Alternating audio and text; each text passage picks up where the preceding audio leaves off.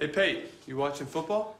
I'm watching DirectTV NFL Sunday Ticket's new Fantasy Zone channel.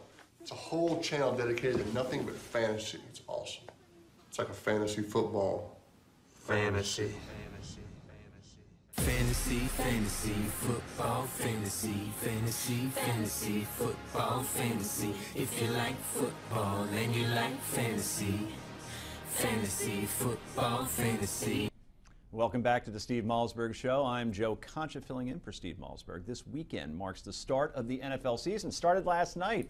Seahawks rolled 36-16, and it wasn't even that close. So anyway, along with it, I can go off on tangents.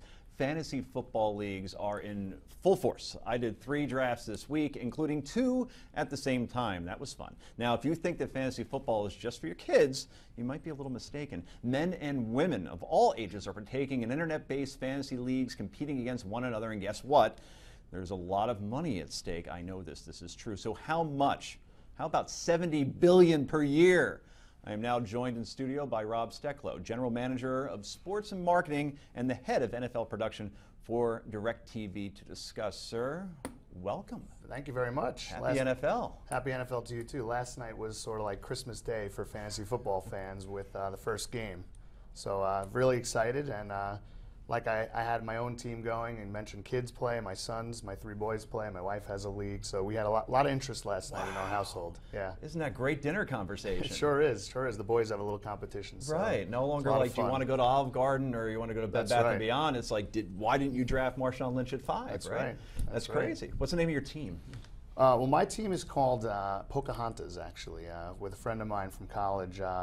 Believe it or not, it was the delivery service that delivered food to our fraternity house. So I don't know how we kept with that. Yeah. What house? I was in Pi Lambda Phi down at the University of Florida. Okay, so, Pica, Maryland. Nice. Oh, Pi Lambda Phi, Florida. Yeah. You didn't have fun. It was a good time. Erin Andrews there at the same time as you? She was after me. Okay. After me, yeah. A lot of great Gators out there, though, so we're excited. Absolutely. And I have Percy Harvin on my fantasy team, so that was a really exciting night last night. He had a great game, wow. So he's a former Gator. So he's always been such a headache for me in the past, and that pun was intended. Yes. My 2 team names are Herding Cats and Excessive Celebration. Oh, nice. Yes. So Herding Cats, you can be a fan of cats? It's just like whenever my friends these days, now we have kids, it's like herding cats to get everybody out to watch a game at the same time. That sounds bad. I reached a little bit on that one. Yeah, nice. Absolutely. So fantasy football, we mentioned it before. So many women are playing now. Mm-hmm. I saw 6 million as one number. My wife is in a league as well. Right.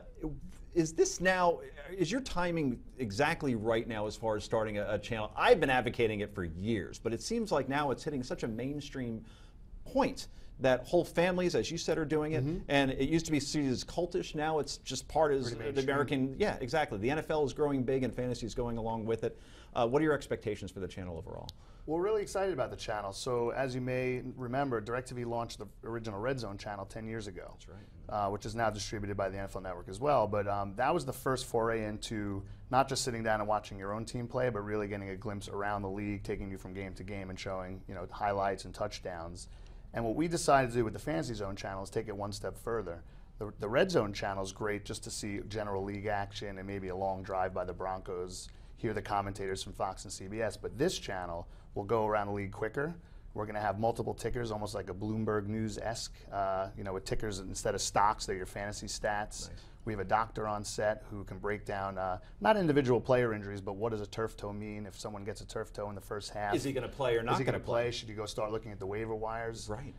And the channel might look at, if a player gets injured or comes out of the game, or there's a starting quarterback who's out due to poor performance, looking at the backup. We may go to that game. That may be a game for the national audience who's not a fantasy fan. Maybe that's not as important of a game, but for our audience, that's going to be really important to see not just the stats after the game, but how does he look, how's he doing, who's he throwing to, how's the rhythm going, and is that someone you want to stick with? So you got the right mindset. Yeah. You're a guy who's done this in the past. I think if you put somebody in charge of just television production, right, you have to get the fantasy mindset. Right. And I go to a sports bar, a different one usually, every week, with the said Herding Cats, and half the bar is rooting for their teams. Correct. and half the bar is only interested in fantasy. So you'll see a guy in a Giant jersey stand up when Tony Romo throws a touchdown, like, yes, and everybody's looking at him funny because that may be more important. Right, and it's those conflicts that you run into that if you do multiple leagues, like last night I had Aaron Rodgers playing for me and against me, but maybe I was rooting for the Seahawks also for other reasons. It's changed the way we watch football now, doesn't it? It's no longer about who wins or loses the game. It's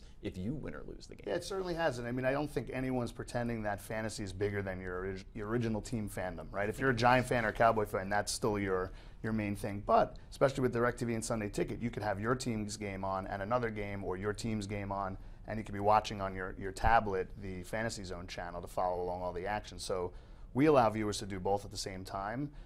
Sometimes your team may not play at 1 o'clock. They may be playing at 4 o'clock, Thursday night, Sunday night, Monday night. So that allows your whole Sunday to really look around the rest of the league. So we wanted to just create another way for our fans to really just get excited about football, sit back, relax, and enjoy.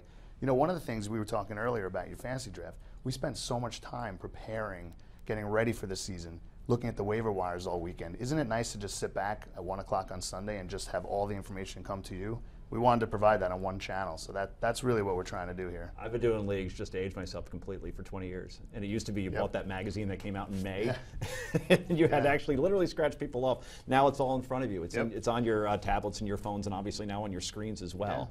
So that's great stuff. I'm hearing also that you're going to have a chef on. Yeah, so we have in our studio, there's actually a live studio audience, so we'd love to have you come down one weekend to check it out. But we have we set up sort of a fan cave.